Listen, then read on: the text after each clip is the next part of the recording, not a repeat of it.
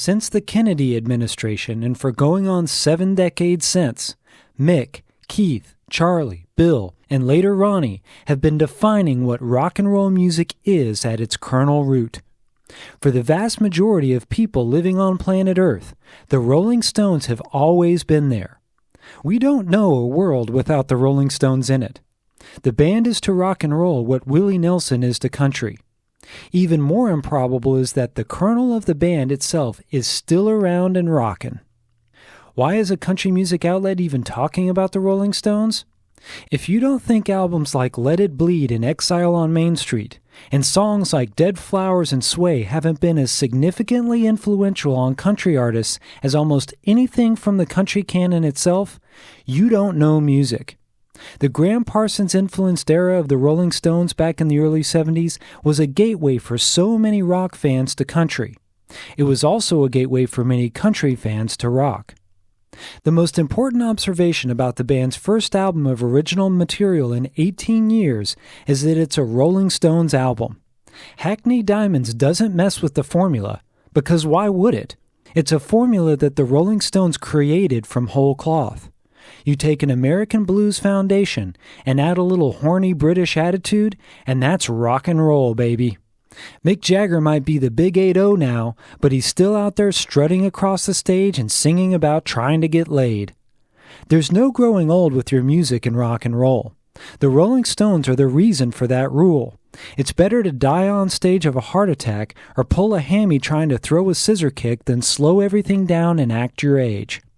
The lead single and first song on the album, called Angry, set the stage that this wouldn't be a record of a bunch of old men sitting around a condenser mic with acoustic guitars telling stories. The Rolling Stones are here to kick your ass. Most 55-plus-year-olds would blow their back out trying to perform a song like Bite My Head Off. It sounds like a song to get a blowjob to in the back of a Trans Am. One of the things that's cool about the Rolling Stones is they made music you just couldn't make in this uptight and touchy era. It's too dangerous. There's a song on the new album called Whole Wide World. One interpretation of it would be that it's a pick-me-up to the deplatformed. It's the sweat, spit, blood, and grit that has always separated the Rolling Stones from the posers, and that's all over this record. You can hear this most emblematically in the verses of Get Close, even if the chorus feels a little too saccharine for these boys. Mess It Up gives you almost a disco vibe, like they're trying to garner pop radio play. And do we really need to hear an 80-year-old Mick Jagger reaching for the falsetto? But overall, it's hard to hate on what you get from Hackney Diamonds. Where they really get the mix right is for the song Depending on You. This is where they inject that little bit of roots influence that makes the sound of the Rolling Stones just right. Though it'd be a stretch to call it country, the song Dreamy Skies that name-checks Hank Williams is the closest you get to the Sticky Fingers era on the new album. And even with Keith Richards suffering from arthritis, he and Ronnie Wood still help illustrate why taste and tone always trumps technique when it comes to guitar playing. The best moment from the new album might come during the second half of the 7-minute epic song Sweet Sounds of Heaven, featuring Lady Gaga singing lead and backup and Elton John on piano. It gives you the same chills we all felt when the London Bach Choir kicked in at the end of You Can't Always Get What You Want. Overall, it's hard not to be spellbound by what the Rolling Stones accomplished with this album. What's also cool about Hackney Diamonds is it's the closest thing you will get to have the original Rolling Stones on a record henceforth. Longtime drummer Charlie Watts passed away in 2021, but not before he made his way onto the songs Mess It Up and Live by the Sword.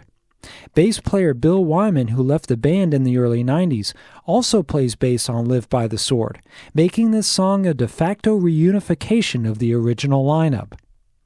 He's no Rolling Stone, but the fact that Paul McCartney also appears on the album gives it an additional historical significance. You add the fact that the album concludes with the band's first ever recorded version of the Muddy Waters classic Rolling Stone Blues that seeded the band's name, and if all the Rolling Stones croak tomorrow, knock on wood, this album would be like the perfect epitaph to a paramount and unprecedented career. Lucky for Rolling Stones fans, though, they apparently have another dozen or so songs from the sessions that will comprise a second record at some point in the future. But still, Hackney Diamonds feels like a great bookend, even if only a good, not great, album overall. 7.9 out of 10.